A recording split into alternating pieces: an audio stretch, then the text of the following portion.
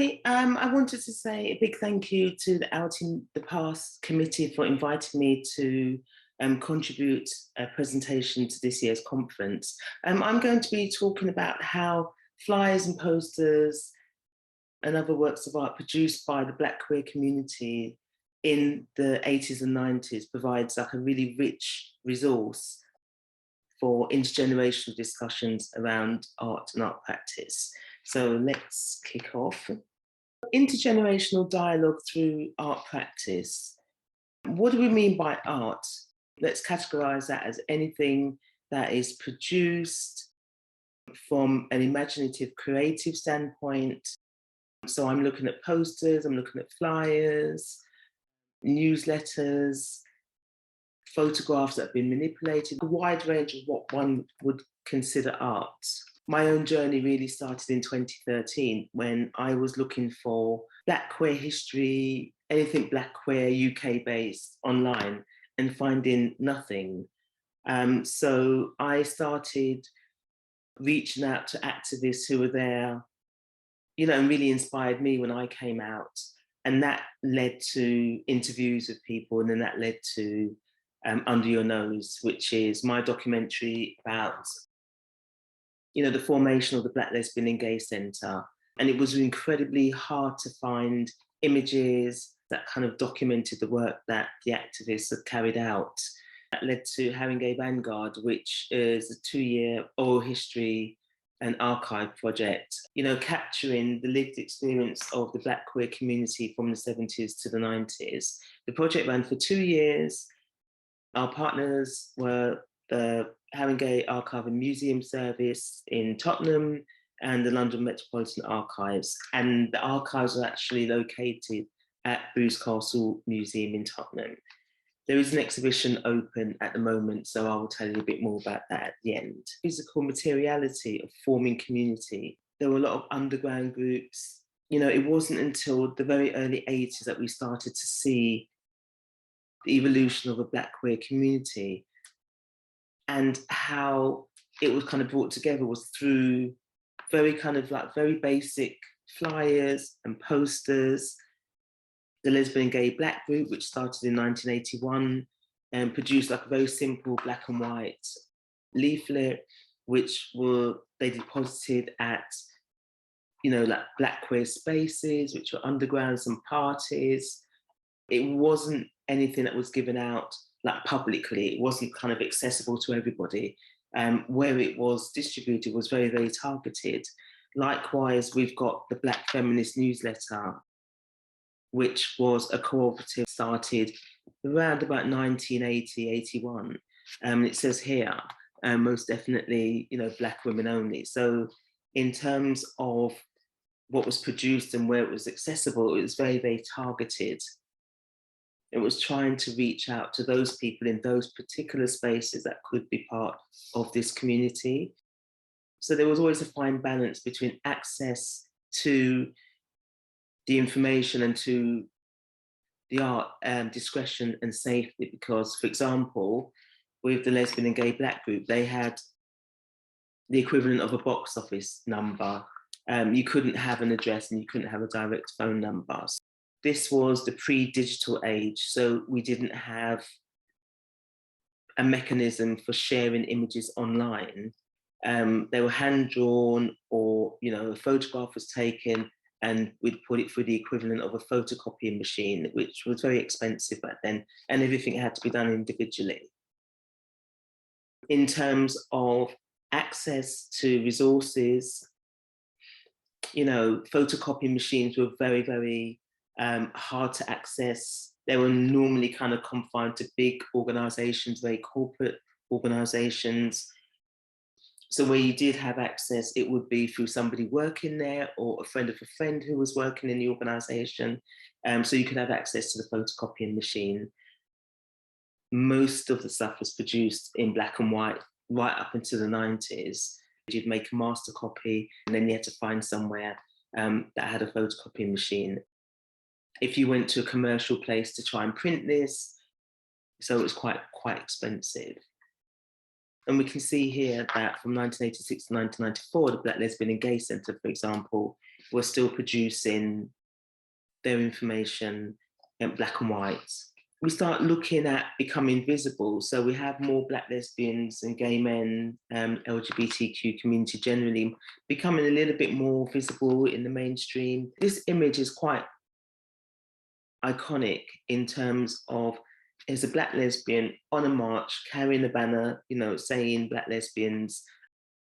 And it begs the question, who owns our art? We find that a lot of the art is actually owned by organizations like the Getty, ITN, they own the images. So for us to, try and use the images in, documenting history, we have to pay.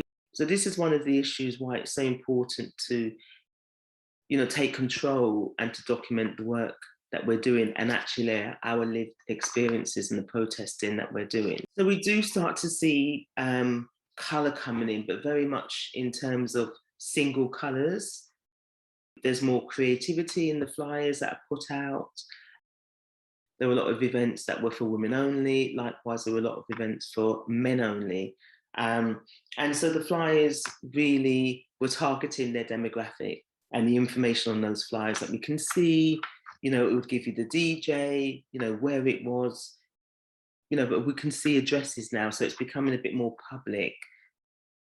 Although there was still a lot of fear around, these flyers will be available not only in queer spaces, but maybe some other progressive spaces, spaces where they had maybe women's meetings or feminist meetings, places such as Centerprise in Dalston, and then you had the South London Women's Centre. So it's becoming more, accessible. And then we have here where we've got these posters which are for everybody. So these are protest posters which are given out on the streets during marches. We see the use of colour. We see the use of, kind of stark imagery, really getting the message across. This is pre the age of kind of mass photocopying everywhere. So the production of these flyers is very kind of labour intensive, very messy. So we'll talk a little bit more about the actual process. In terms of art as archive and archive as art, this is from the wall of Dennis Carney. So Dennis Carney is an activist. He was a management committee member for the Black Lesbian and Gay Centre. And as an individual, he's been collecting his own archive, basically. So we can see here, which is really interesting. So we've got Big Up, which was an HIV and AIDS organisation from the early 90s. We've got flyers, we've got club posters, all of this is from the 80s, from the 90s. And this collection, which is actually pinned to a wall in this flat, is a living archive, which he's continually adding to. And one of the really important things that we set out to do, to talk to younger people who were our volunteers, who were working with us, to kind of build another way of looking at the work and looking at the art, and then, from a contemporary perspective, forming a response to those posters and those bits of art from the 80s and 90s. So how do we do that? So we had a session where we looked at some of the old posters and we kind of had a brainstorming exercise where we kind of pulled out words, like powerful and colour and, the message and we did that using a notice board. So one of the things that hasn't changed really in terms of how do we collect ideas, how do we formulate ideas, how do we kind of get it all out there. And the notice board is something that has been really important from the 80s onwards. Volunteers were kind of really, really involved and really excited about that process, because it's not very often that you're asked to declare what your interests are and kind of have it seen. So the Vital notice board, is a really key kind of like tool for not only kind of getting information out there, but sharing information. and you would find the notice board in not only queer venues, but also progressive community centres, or left-leaning. They generally tended to be in left-leaning spaces. You'd get them in health shops, cooperatives, you know, in squats. So places like that, the notice board was really, really important to share information, to, you know, flag up upcoming issues. And so we used the notice board format with our young volunteers to promote ideas and just kind of get an idea of what we wanted to work on. Our volunteers were really into the idea of creating zines, taking information from the past and kind of reinterpreting it in a contemporary way. So this one on the left, and we can see that the use of that Black lesbian banner, which we saw earlier from the 80s with Femi, but also some messages around challenging heterosexism, which was a key kind of message, like I would say in the mid 80s. And then, you know, looking at, you know, very kind of, icon at the time. This is Queenie, who was a really kind of radical performer. And in here we have a more kind of abstract look at what the Haringey Vanguard stood for, or what Black queer history stood for. So we've got a message here which is out, Black proud. We've got love, heart, you know, be kind to each other. So these are two contrasting ways. Nowadays, things are shared on social media platforms. You still do have flyers given out, but they tend now to only be around social settings. So we're looking at clubs and parties. And that's where that kind of tradition of handing out flyers after a night out is still kind of continuing.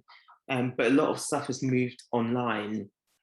And here we had our young volunteers involved in a social media campaign, which is Pride 2019, where we came up with a message which was loving one another is a radical act.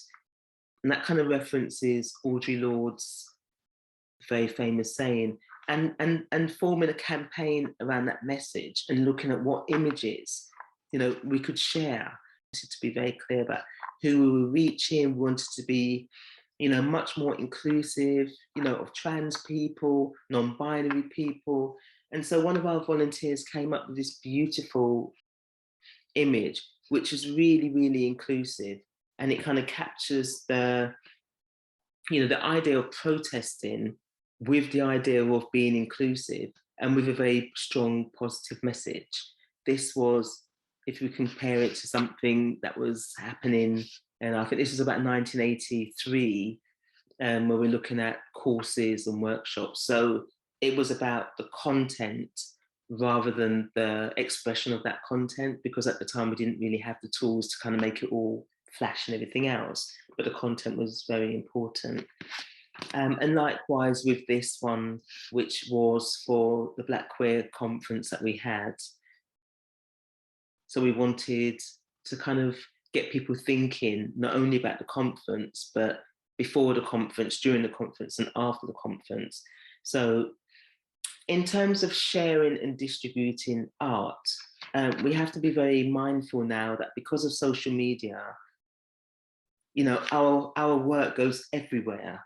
And for that reason, it can be repurposed by anybody. Where is our work going? You know, how are we sure that we're reaching our target audience? And some of our volunteers expressed, you know, that they didn't feel like they were part of the community. They felt that everything was very kind of, you know, like, you know, fleeting and transitional. You know, you're putting out work, but you're not quite sure of where it's going, and you're not sure of what the impact is as well. So trying to create art in that kind of environment, it can be a little bit challenging. The wonderful part of the project was the discussion between the elder activists and the young activists. So we're talking about an age gap of, people up into their 70s and then people who are 18 and 19 and 20, having this discussion about, you know, not only what was it like trying to make art and trying to get your message across and trying to exist and build community at that time without social media, but also contrasting that with, what does community mean now?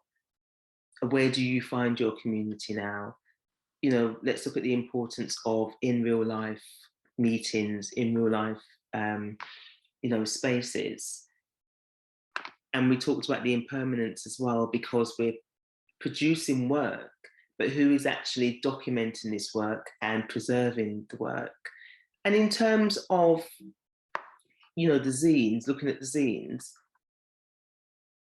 one of the things that was really, important was the messiness of it. You got your hands dirty, so you had to get inspiration.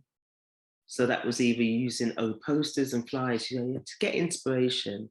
And then you had to almost transmute that inspiration into something new. And by cutting out images and pasting and, using glue, and it's very, very involving. And for our volunteers, it was, for some of them, the first time that they'd actually, been in that process of making, physically making something, and also having to deal with imperfection as well, because imperfection is part of, the making of art, the unintended consequences, the unintended outcomes, where you have a visual idea of, you have a kind of mental idea of what you're going to produce. And then as you get into the process of making something and it not being quite right, but being okay with that. And I felt that that was a really good exercise, because in the social media age, we live in a society that is projecting ideas of perfection, projecting ideas that everything can go to plan. So the ability to, to make and to create something of their own individually was really empowering and quite important. One of the other things we did as well is that we actually had a session where we got hold of a Gestechna machine. The machine was this really bulky, wieldy machine, and you used to have to print in layers. So you started off with like a base color, and then you'd add your first color and your second color and your third color. And it was incredibly messy. The ink goes everywhere. You can't, you have to kind of, judge where to kind of put the paper in and to kind of line things up. So it's it's a really, really imprecise way of producing work. But it was really, really common in the 80s to use a Gestechna machine. And they actually have a machine at Bruce Castle Museum. So in conclusion, I would just like to say that firstly, art is for everyone. I think we need to kind of break down those borders, especially in the queer community, because, as you know, we come up with so many ideas and inventions and innovations, and which are adopted by the mainstream, and then we are kind of divorced from that. We don't get the credit. Protest materials and community building work is a form of art, and we need to kind of look at it in that way, that it is quite important. Our volunteers who worked with us on the project, they were amazing. So they're in the mindset now of like really documenting and preserving their work, their art, because in 15, 20, 30 years time, when someone comes along and says, well, what was happening in the Black queer community, in 2020, 2021, there's going to be an archive. There's going to be a trail, and I think it's just really, really important. So in closing, I would just say that intergenerational discussions around art were really fruitful and empowering, not only for the young volunteers that were part of it, but for the elder activists who felt recognised and seen and their contributions valued. Hopefully you will get down to the exhibition at Bruce Castle Museum. You can find out about the Haringey Vanguard at this website here. Under Your Nose, the film which charts the London, the Black Lesbian and Gay Centre, they're available for screening in universities and educational settings. And we are on Twitter. And I think that's my time up. So thank you very much.